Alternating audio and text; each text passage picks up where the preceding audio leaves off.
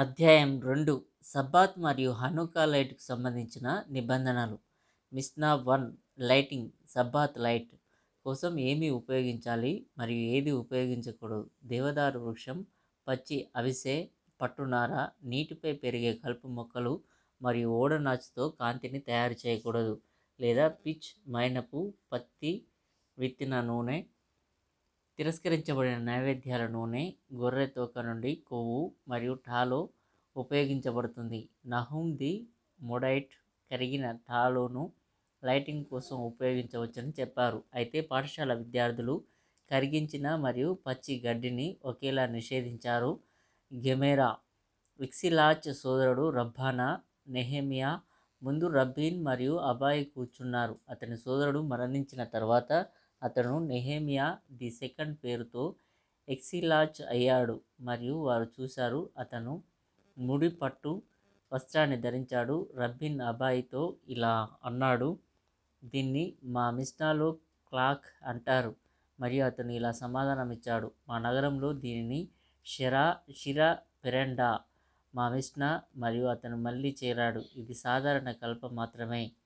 దాని నుండి విక్ ఎలా తయారు చేయబడుతుంది? అతను వాటిని ఒకదానిని ఒలిచి బెరడు మరియు కాండం మధ్య ఉన్న ఒక రకమైన ఉన్ని పదార్థాన్ని అతనికి చూపించాడు. అదే రబ్బీన్ మరియు అబాయి తమ్రూరిత లోయలో జరిగింది మరియు వారు ఒక రకమైన విల్లోని చూశారు.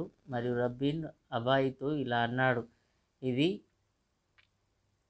రబ్బీలు బోధించారు.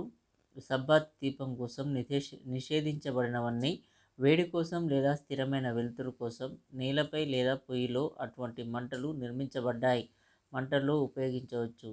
సబ్బాతు దీపం కోసం బిక్స్గా ఉపయోగించడం కోసం మాత్రమే పదార్థాలు నిషేధించబడ్డాయి. రబ్బా ఇలా అన్నాడు, రబ్బీలు సబ్బాతు దీపంలో ఉపయోగించడాన్ని నిషేధించిన వత్తులు మిణుకుమనే కాంతిని ఇస్తాయి కాబట్టి నిషేధించబడ్డాయి. నూనె పదార్థాలు విక్కుకు కట్టుబడి ఉండవు కాబట్టి వాటిని నిషేధించారు. అబాయ్ రబ్బాను ప్రశ్నించాడు, ఈ నిషేధిత కొవ్వులతో నూనెను కలిపి సబ్బాతు దీపం కోసం వాటిని ఉపయోగించడం అనుమతించబడుతుందా? లేదా నూనె కలపకుండా ఆ కొవ్వులను ఉపయోగించకుండా ముందు జాగ్రత్తగా అది కూడా నిషేధించబడిందా? రబ్బా బదిలిచ్చారు, ఇది నిషేధించబడింది. ఎందుకంటే అవి సరైన కాంతిని ఇవ్వవు. అబాయ్ ఈ క్రింది వాటి నుండి అతనిని వ్యతిరేకించాడు.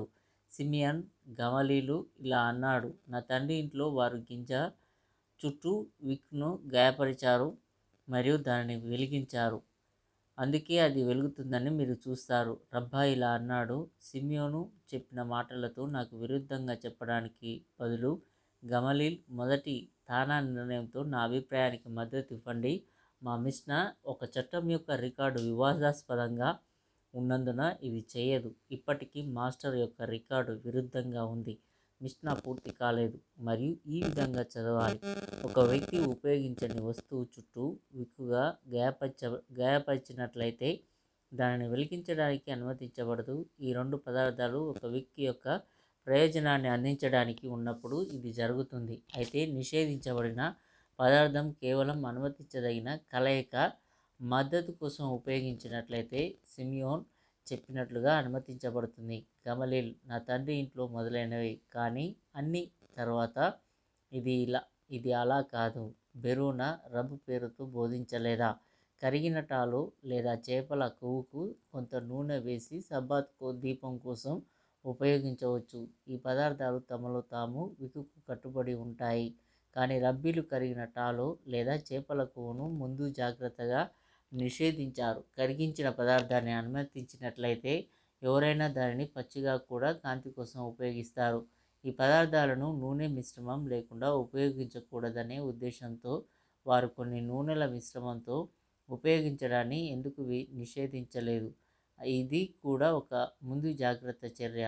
దానికి రక్షణగా మనం మరొకటి అమలు చేస్తామా? హూనా ఇలా అన్నారు, ఋషులు సబ్బాత్ దీపం కోసం నిషేధించిన వత్తులు మరియు కొవ్వులు హనుకా దీపం కోసం సబ్బాత్ రాత్రి లేదా వారం రాత్రులలో ఉపయోగించబడవు అన్నారు.